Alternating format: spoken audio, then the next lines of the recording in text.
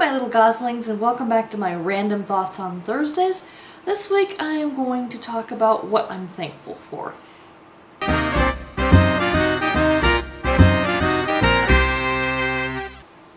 Alright, many of you know that I'm an atheist, so when I say I'm thankful, it's not in the same way that someone who's a Christian or etc. would say that they're thankful, because oftentimes it has a religious connotation, a prayerful connotation, being thankful to a deity of some kind. Obviously I wouldn't feel that way, but I am still, I don't know, grateful, it might be another word for it, for quite a few things in my life, things that in many ways, some things I've worked really hard for to achieve, and other things I guess got lucky and had come my way. I guess right now I've been much more busy with my business, and I'd have to say I'm very grateful that I have been able to, for 5 years now, be independent and be self-employed, doing consulting work for my business, and I am very, very grateful that I have the opportunity to do that, and that I'm still able to sustain that after 5 years. I did have a bit of a slow period this last summer, but things are picking up now quite a bit. It's one of the reasons I'm filming in the after dark today, because I was just, just been really busy this week, and I just didn't have a chance to film during the day like I usually do, and I still don't have like lighting and stuff that I want to get for these vlogs. So my apologies if it's a little darker than it normally is. But yes, so I'm very, very thankful for all of the business I've been getting and sustaining my income, my livelihood, etc., keeping a roof over my head, that kind of thing. Another reason I have a roof over my head is because of my husband. I mean, not that I would be homeless without him. I would just not be in a nice house that I am right now. There's no way I could have afforded this house by myself. I would have, if I'd bought in a house, I would have probably gotten a condo or a townhouse or something much, much smaller than the house we're in now. So I'm grateful that my husband was willing to go in with me on a house together, and I'm grateful to have him in my life. We're a typical couple. We don't always get along, and yes, we'll butt heads once in a while, just like I think everybody does.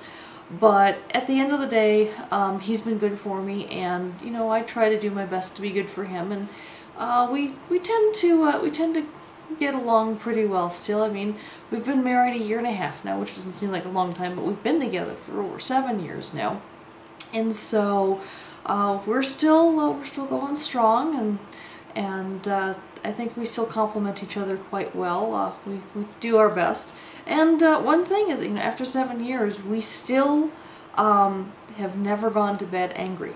We'll be angry and we'll stay angry for a while, but we always resolve our fights before we go to bed, because I don't think either one of us could sleep if we hadn't. So sometimes we'll stay up until 4 in the morning, but gosh darn it, we're going to resolve it before we go to bed. And so far we've done that. So I think that's a good thing. I think we're good friends with each other, obviously, and we just seem to work out together really well. So definitely grateful to have my husband in my life. Our pets, we have the 2 wonderful dogs. I have the 1 kitty that's still left. For those of you who didn't see the video, I had 2 cats, and one of them passed away earlier this year, and which was quite unexpected. He was only 10 years old. Turned out he had a heart attack. Who knew? And so that was kind of sad, but I'm grateful to have the puppy dogs and the 1 other cat still in my life. My aunt and uncle that I grew up with, they didn't raise me, but they're the family I knew from childhood. I was raised by my mom and my grandparents, her parents, and then we would spend holidays with my aunt and uncle, my uncle being my mom's brother. And so being grateful that they're still in my life. They're both into their 60s now, and I hope that they see their 80s and 90s. I really do, because they're the last family I have left in the U.S. that I grew up with. I'm grateful that I found my half-sisters. I was about 28 when I found them. I was looking for my father when I found that I had 3 lovely half-sisters, and two lovely stepsisters along with a stepmom. So my stepmom, she had all 5 of those girls. Oh my gosh. 3 of them with my father. Unfortunately, my father passed away, and so that was kind of sad. And I didn't know he'd passed away. I would have been like 11 years old at the time when he did, so I wouldn't have known. And I know he had said something to my grandmother about coming back to visit me once I hit 18, because at that point my mom couldn't interfere anymore, and he didn't have the chance because he was killed in a car accident. And that kind of bonded me with my half-sisters. I mean, and I say half-sisters just to be, for clarification, but they're my sisters, and even though we don't live close together and stuff, I'm very grateful to have them in my life. And I still have contact with some of my relatives in Germany, primarily my grandmother's nephew, who I call Uncle, and his children and his grandchildren. And up until this year, my grandmother's sister, his mom, was still alive. She was 102 when she finally passed.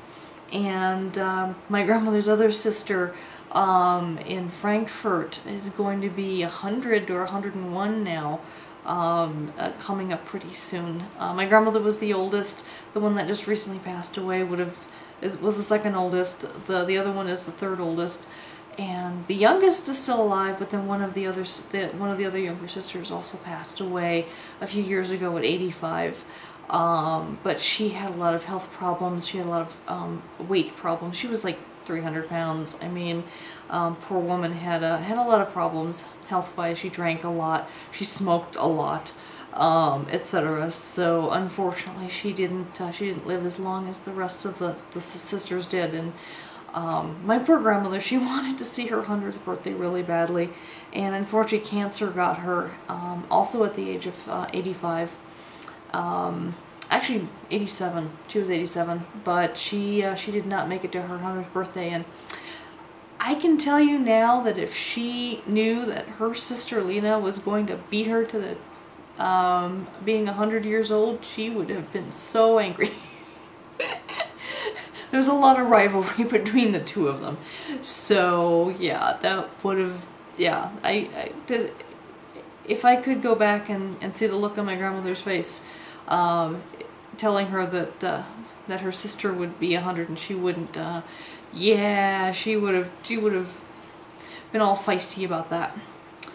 Alright, well, I'm not going to make this video too much longer. I know I can babble on sometimes, and I just wanted to say, you know, these are the things I'm thankful for, you know, work, family, relationships. Those are the things that matter the most to me. What are you thankful for? Leave a comment down below.